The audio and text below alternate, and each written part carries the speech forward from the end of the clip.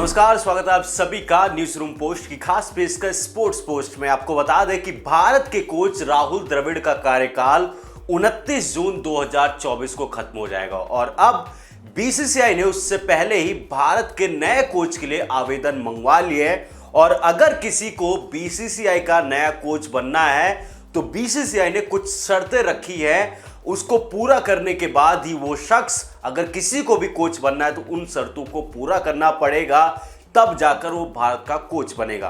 पर आपको शर्तों से पहले आपको बता दें कि कब तक जो नया कोच रहेगा उसका कार्यकाल कब तक रहेगा और बड़े असाइनमेंट उसके पास क्या रहेंगे। आपको बता दें कि जून 2024 का जो T20 वर्ल्ड कप है उसके बाद 1 जुलाई से उसका कार्यकाल नए कोच का शुरू होगा, जो 31 दिसंबर 2027 तक होगा। और इस दौरान 2025 में चैंपियंस ट्रॉफी, 2026 में T20 वर्ल्ड कप और 2027 में भारत को 50 ओवरों वाला जो वनडे का वर्ल्ड कप होता है वो खेला। यानी कि 3 बड़े असाइनमेंट है और इस दौरान भारत को ऑस्ट्रेलिया का भी दौरा करना है और बाकी बहुत बड़े बड़े महत्वपूर्ण टेस्ट सीरीज खेलना है। यानी कि जो नया कोच आएगा उसके ऊपर बहुत बड़ी जिम्मेदारी होगी, क्योंकि अब ये एक तो पहले ये डिपेंड होगा कि भारत का इस T20 वर्ल्ड कप में कैसी परफॉर्मेंस रहती है। अगर भारत जीतता है तो वहां से प्रेशर और बढ़ेगा। अगर इन केस भारत हार जाता है तो उसके ऊपर एक तरीके से बहुत बड़ी जिम्मेदारी होगा भारत को एक वर्ल्ड कप जिताने की। पर अब आपको बताते हैं कि अगर किसी को भारत का कोच बनना है तो उसको बीसीसीआई के किन शर्तों को पूरा करना होगा। आपको बता दें कि बीसीसीआई ने यहां पर अनाउंस करते हुए ट्वीट किया, जिसमें सारी डिटेल्स उन्होंने शेयर करी है। कोई भी इस फॉर्म को फिल कर सकता है, पर उसको पहले इन शर्तों को पूरा करना होगा।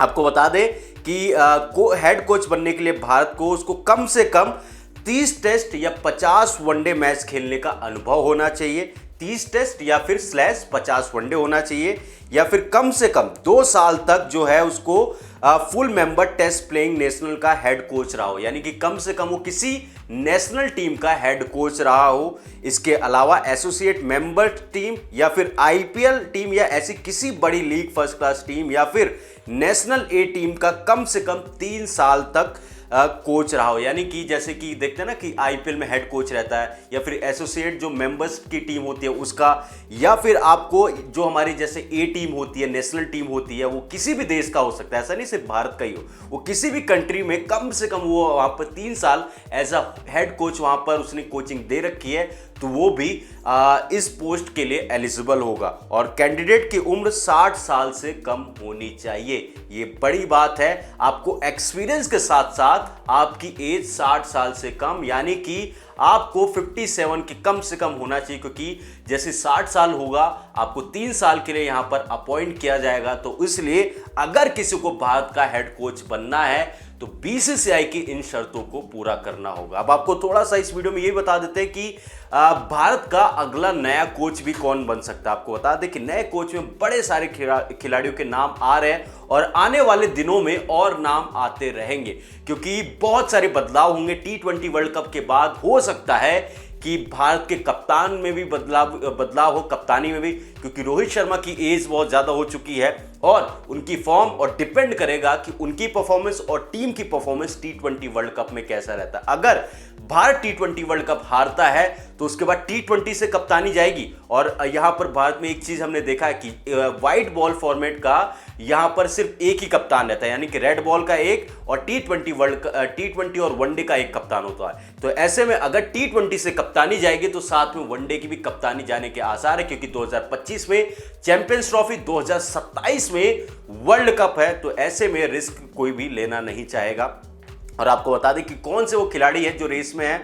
आपको बता दें कि जो खबरें आ रही है इसमें जस्टिन लैंगर जो है वो यहाँ पर काफ़ी उत्सुक दिखाई दे रहे हैं। उसके अलावा भारत को, मुझे ऐसा लगता है कि ऑस्ट्रेलिया का कोच तो नहीं बनाया जाएगा, क्योंकि कहते हैं ना कि दूध का जला छाछ को भी फूक फूक कर पीता है, तो वो गलती भारत की टीम अब नहीं करेगी। भारत की बात की जाए तो आशीष नेहरा को पिछली बार भी अप्रोच किया गया था, पर वो उन्होंने मना कर दिया था, क्योंकि हेड कोच बनना मतलब बहुत हेडेक वाला काम होता है, आपको पूरे साल ट्रैवल करना रहता है। उसके अलावा यहाँ पर वीवीएस लक्ष्मण बहुत आगे चल रहे, क्योंकि वीवीएस लक्ष्मण जो है एनसीए में भी है, वो काफ़ी समय से कहते हैं कि बी कोच के रूप में भारत के साथ रहे और उसके अलावा गौतम गंभीर को लोग चाहते हैं, पर गौतम गंभीर केकेआर का छोड़कर भारत की टीम आएंगे ऐसी जो है यहाँ पर थोड़ा सा मुश्किल लग रहा है, क्योंकि ऐसे बड़े सारे प्लेयर हैं जो गौतम गंभीर के साथ खेल रखे, तो ऐसे में उनका आना थोड़ा सा मुश्किल है। यहाँ पर वीवीएस लक्ष्मण सबसे आगे चल रहे। तो हमने आपको बताया कि कौन से वो खिलाड़ी है जो भारत के कोच बन सकते हो। बीसीसीआई ने कौन सी शर्तें रखी हैं अगर किसी को भारत का कोच बनना है। तो मेरे साथ स्पोर्ट बस इतना ही, और भी खबरों के लिए देखते रहे न्यूज़ रूम पोस्ट।